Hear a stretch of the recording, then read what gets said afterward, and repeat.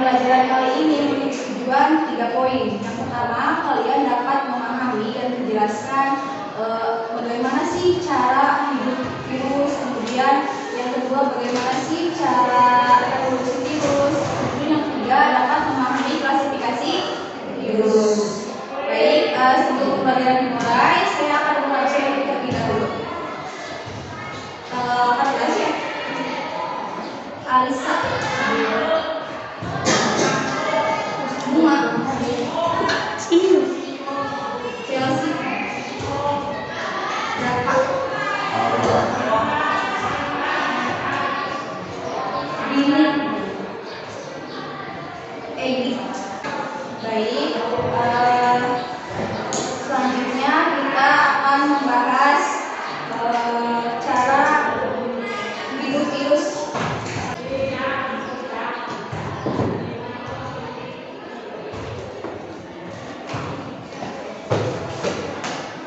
Yang pertama, cara hidup virus. Virus hanya hidup di dalam sel organisme yang cocok, sehingga disebut dengan parasit intraseluler obligat. Intraseluler obligat disebut apa? Ada yang tahu? Jadi parasit ini tidak bisa bergantung tanpa adanya sel inang. Jadi reproduksinya selalu di dalam sel inang. Kemudian yang kedua, sel yang hidup di tumpanginya selalu mati, maka virus pun akan mati. Sel ini yang ditumpanginya disebut sel inang. Sel inang berupa organisme monoseluler maupun multiseluler, mulai bakteri, protozoa, kemudian tumbuhan, jamur, hewan, dan manusia. Nah, virus yang terisolasi sel inang tidak akan mampu bertahan hidup dan bereproduksi. Kemudian virus mengidentifikasi sel inang dengan menggunakan kesesuaian lock and key. Apa itu lock and key? Mekanisme lock and key disebut apa? Jadi mekanisme itu seperti kunci dan anak kunci dalam sel virus. Artinya serangan virus itu spesifik terhadap organisme yang akan diserangi oleh virus, seperti itu. Kemudian penularan virus secara langsung terjadi melalui udara. Ada juga air, darah, lendir, media dan media lainnya. Sedangkan penularan secara tidak langsung terjadi melalui perantara vektor atau hospes perantara. Nah, reproduksi virus memiliki 2 siklus. Yang pertama, siklus litik. Yang kedua, siklus isomerik. Siklus litik disebut, ada yang tahu? Siklus litik disebut apa? Siklus yang bagaimana itu siklus litik? Perbedaan antara siklus litik dengan isogenetik. Apa sih perbedaannya antara siklus itu?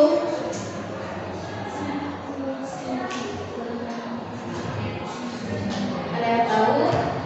Siklus litik terjadi jika pertahanan sel inang lebih lemah dibandingkan daya infeksi virus, sehingga tahap adsorpsi, penetrasi, sintesis, pematangan, dan lisis dapat berlangsung secara cepat. Kalau siklus isogenetik Terjadi jika sel inang memiliki pertahanan yang lebih baik dibandingkan daya infeksi virus, sehingga sel inang tidak segera pecah, bahkan dapat bereproduksi secara normal atau membantu. ya benar. Siapa namanya? Nah, jadi bisa disimpulkan. Jadi siklus litik itu sel inangnya mati, kemudian terbentuklah virion yang baru. Sedangkan kemudian yang ketujuh, cara penularan secara ilmiah.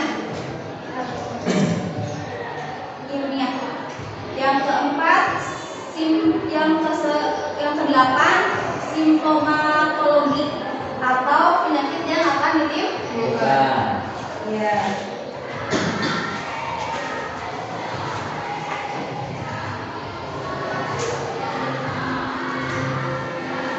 Terdapat 3 tingkatan takson dalam klasifikasi virus. Yang pertama ada mamili. Yang kedua genus. 3 spesies. Di sini saya punya contoh penyakit penyebab cacar. Nah, dalam memilih ini untuk menuliskan klasifikasi virus, yang pertama untuk pemberian nama pada pemilih menggunakan akhiran viridae.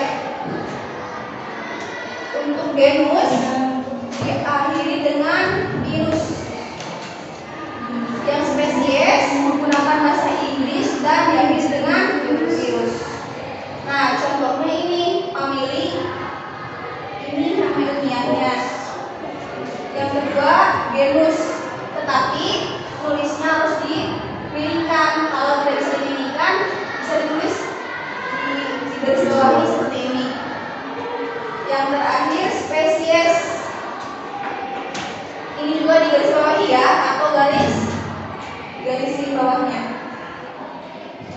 Paham sampai sini? Paham?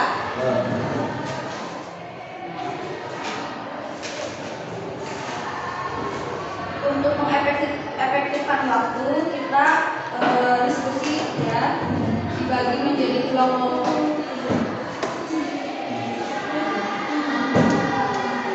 Ini gabung di sini ya, boleh?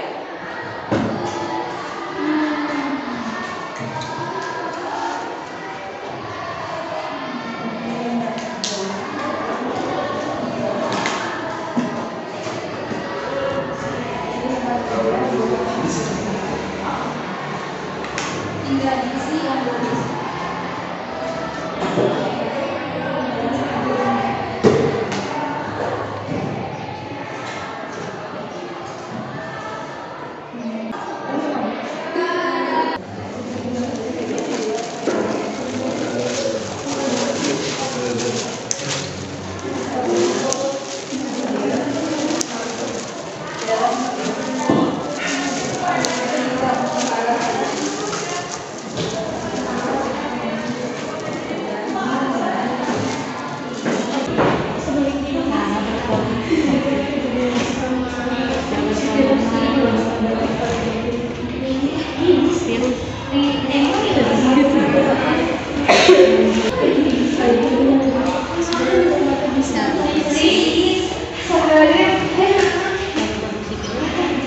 Virus.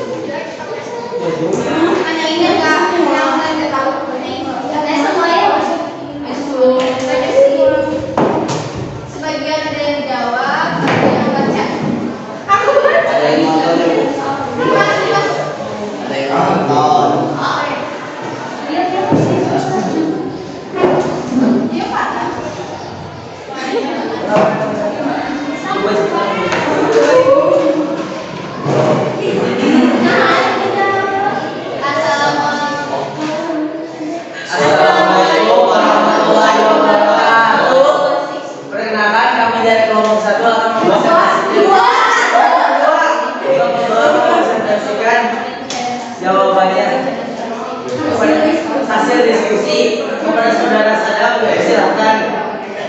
Nomor 1, Jelaskan tahap-tahap reproduksi virus yang meliputi 5 tahap.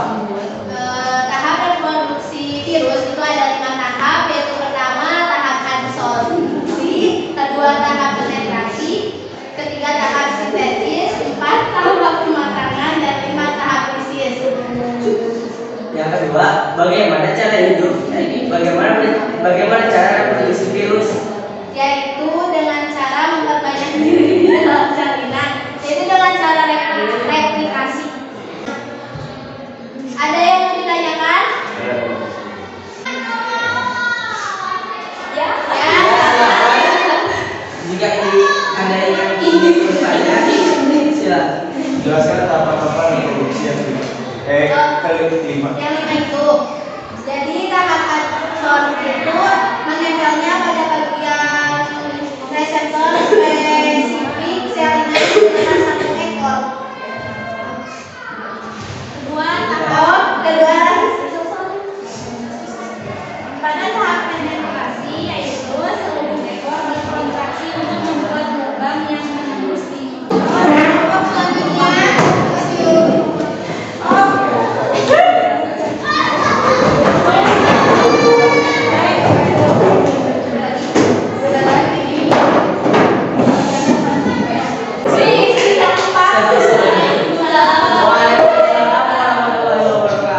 Perkenalkan, nama saya Muhammad Iqbal Sarwani, perwakilan dari kelompok pertama yang akan menjelaskan diskusi kelompok yang akan dibacakan oleh saudari. Jelaskan cara bereproduksi virus. cara bereproduksi dengan cara replikasi di dalam salinan atau perbanyakan diri terdiri atas tahap yaitu tahap adsorpsi, tahap penetrasi, tahap sintesis, dan tahap pematangan.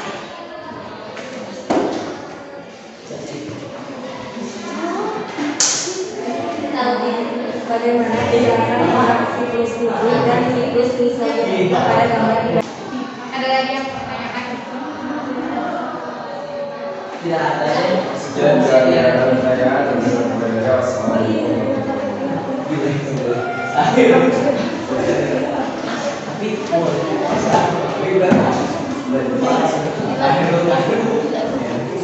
Alhamdulillah, presentasi kali ini sudah berlangsung dengan lancar.